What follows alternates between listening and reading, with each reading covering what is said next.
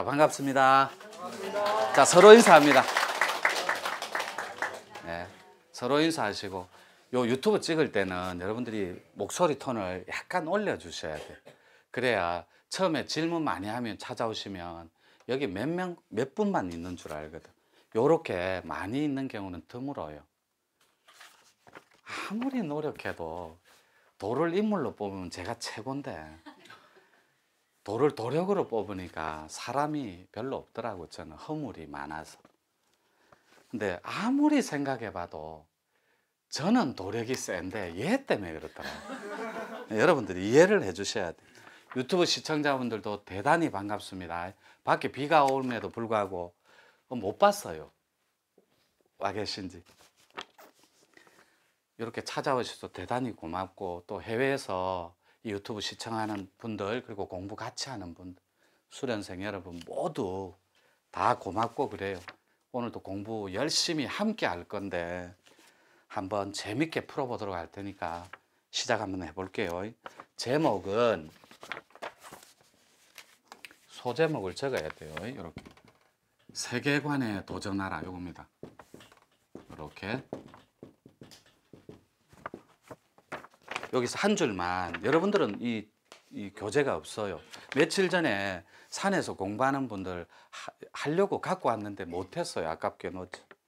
세계관은 우리 삶의 기본적 원리이며 미래지향적인 철학이다.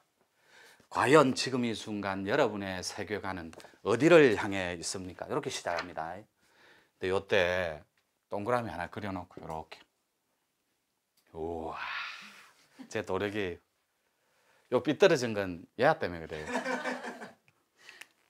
여러분이 이 세계관에 도전할 때 텅 비어 있는 혹은 꽉 차 있는 부드러움으로, 따뜻함으로, 요때 차기 전에, 비우기 전에는 욕망과 욕구의 패턴으로 이렇게 고통의 체계예요. 부족함이 있을 수 있어요.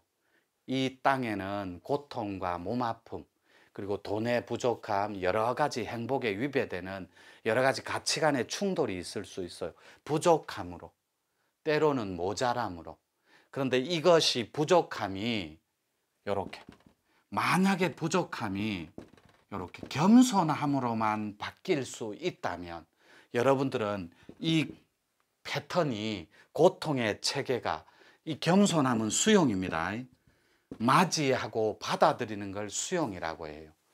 이 겸손함이 스스로 그람에 입각해서 거역함으로 바뀔 수 있다고. 이렇게 이 거역함은 넉넉함이에요. 이렇게 넘치는 거거든. 부족한 사람은 절대로 바깥을 향할 수가 없어요. 차갑고 냉소적인 이성 자체가. 부드럽고 따뜻해야만 거역하다라는 건 스스로 익어간다라는 거예요. 익어간다. 이렇게 익어간다라는 것은 부처님이 말씀하신 세 가지 락 중에 하나입니다. 배우는 즐거움, 익히는 즐거움, 체득하는 즐거움, 그 세 가지 락 중에 익어가는 즐거움이 거역함에 속할 수 있어요.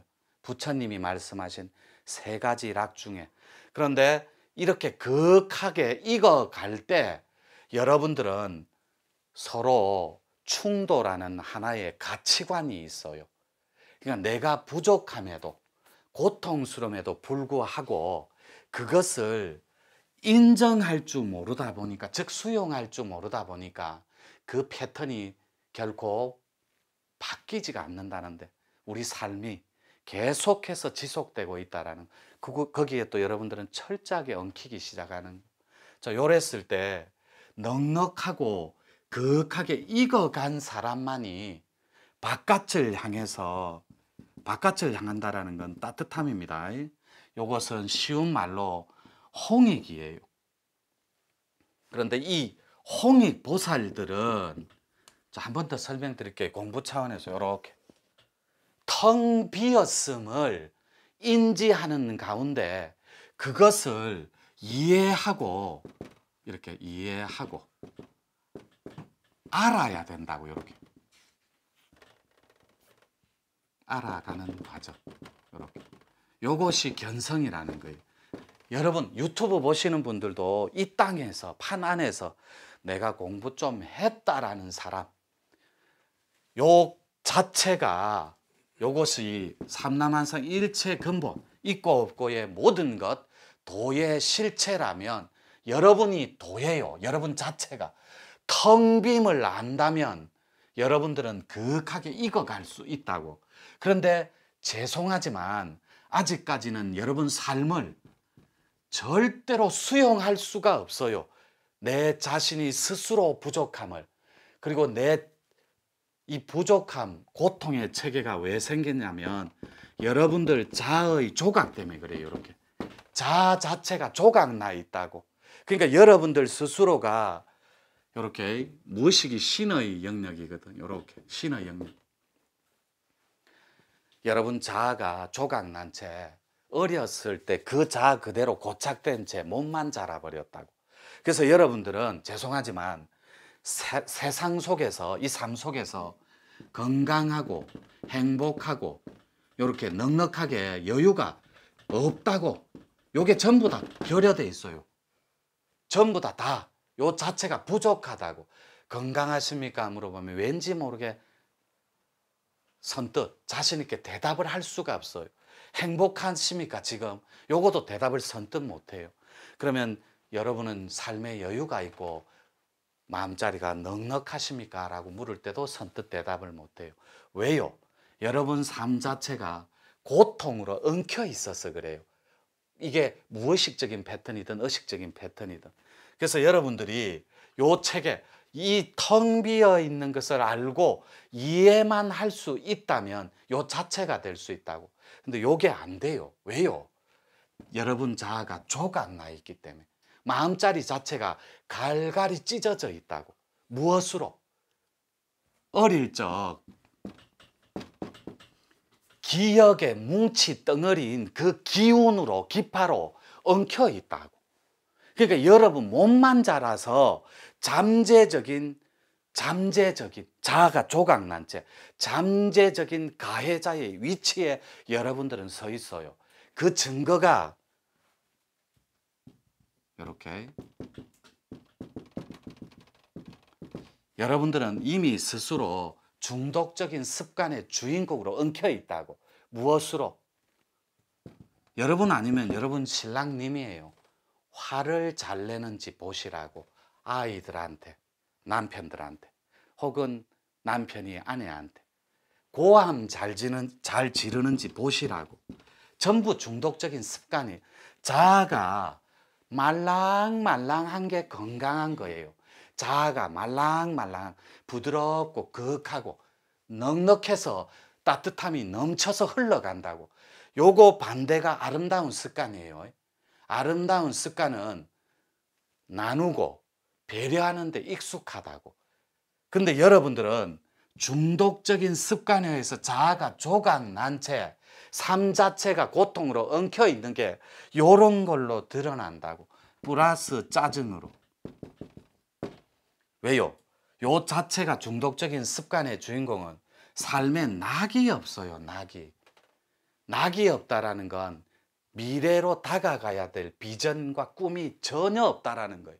그래서 여러분들 비전이, 꿈이, 원대한 여러분들 할 일이 태산보다 크다면 지금 고통은 먼지보다도 작아요. 근데 여러분 삶이 먼지보다도 작다 보니까 비전 자체가 지금 고통이 태산보다 크게 느껴지는 거예요. 이건 유튜브 시청자분들도 동의하는 거예요. 왜냐하면 여기에 엉켜 있는 사람, 여기에 지나서 요거보다 훨씬 더 지독한 자아의 찢어짐입니다. 이 사람들은 잠재적인 가해자인데 어떤 피해자를 대상으로 억압하고 상처를 주냐면, 요 얘기는 자주 하는 얘기예요. 이 공부하고는 별개예요. 남녀가 서로 사랑을 할 때 꼭 지 닮은 걸 땡깁니다. 그래서 이혼하는 패턴을 보면 이혼해서 징그럽고 지긋지긋해서 그 조건이 싫어서 이혼을 하는데 또 그 사람을 만나요. 그 파장이 엉켜 있기 때문에. 그래서 남자는 상대적으로 여자를 만날 때 잠재적인 무의식 속에 엄마를 만나는 거예요. 남자는 이게 부인이에요. 부인, 아내. 그러니까 아내는 그 사실조차도 모르고 첫 단추로 삶이라는 가정이라는 걸 출발해요. 왜요? 여자는 잠재적으로 아빠를 만나요. 남편한테서. 그러니까 이것이 안 맞는 거예요. 엄마는 다 들어줬는데 니는 참 희한하다 이래요. 사사건건 삶이 다르고 가치관이 다르고 철학이 다르다 보니까 만날 때는 잠재적인 엄마의 무의식을 땡기는 거라. 여러분 이 틱 알죠? 틱장애. 틱. 이게 전부 아이들 억압으로 오는 거예요. 자의식 뒤에 그 자의식을 키워서 승화를 못 시켰을 때. 아이들 죄의식하고 자의식은 달라요. 자의식은 공포스러운 게 느낄 때 엄마 뒤로 숨는 너무나 본능적인 순리예요. 충분히 그럴 수 있는 거. 근데 우리는 우리의 관념의 잣대로 아이들 엉덩이를 때리고 아이들을 훈육하고 나무라기 시작해요. 한 번만 더 그러면 너 혼난다. 내가 창피해 죽는 줄 알았다. 하고 엄마의 잣대로 예의가 없다고 생각해요. 그러니까 그때 아이들은 무섭고 두려워요.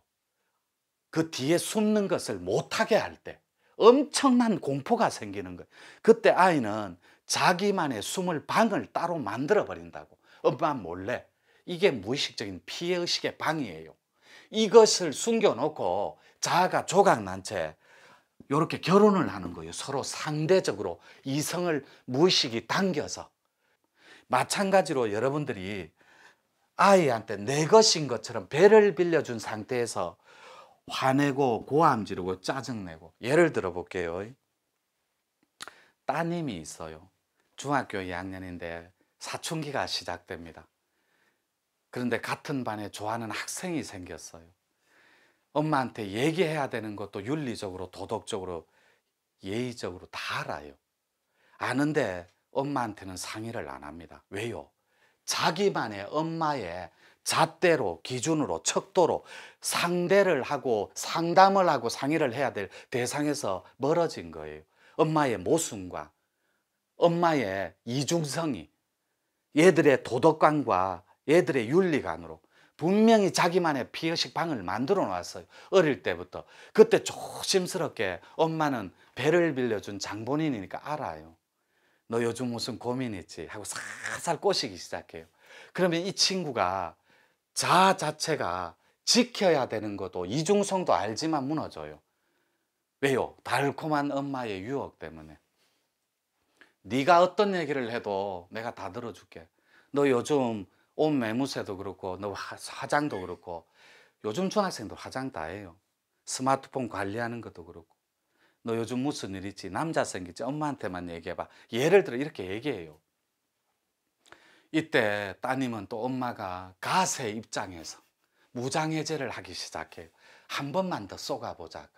사실은 엄마 시끄러! 그 아버지 많어 이래. 들어볼 생각조차도 안 해요. 말을 딱 남자친구가 있다는 순간에 엄마의 정보가 발동합니다. 삶의 정보가. 마침 배를 빌려준 내 것인 것처럼. 그래가 토를 답니다. 엄마가 뭐 한다고. 내 이래서 얘기 안 할래. 시끄러. 너 내일부터 9시까지 집에 들어와. 딱 그래. 그래 한마디 토 달면 아빠한테 이른다. 이래. 이 친구는 말도 안 했어요. 아직 어떤 남자인지도.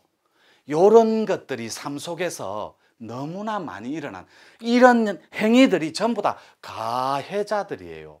엄마의 잣대로 엄마의 기준점으로 아빠의 기준점으로 힘으로 논리로 삶의 경륜으로 찍어 눌러버린다니. 이 친구들은 그때 꿈을 깨기 시작합니다. 아, 다시는 엄마하고 협력 관계에 있어야 될 관계가 아님을 인지하고 깨닫기 시작해요. 그때부터 그 따님은 아드님은 자기만의 방을 더 깊숙한 데로 숨겨버려요. 그것이 조금 있다 대학을 들어가고 가정을 가지고 요렇습니다. 여자분들은 이 피해의식의 대물림을 얘기하는 거예요. 나는 다시는 내가 2번 죽었다 깨나도 엄마처럼은 안 살 거야. 혹은 나는 아빠처럼은 안 살 거야. 그대로 하고 있어요. 그 기파가 엉켜 있으므로 풀어내는 것이 우리 삶이거든. 아, 이거 해야 되네. 또 한마디도 못하게. 몇 분이냐? 잠깐 쉬었다 할게요. 광고 듣고 갈게요.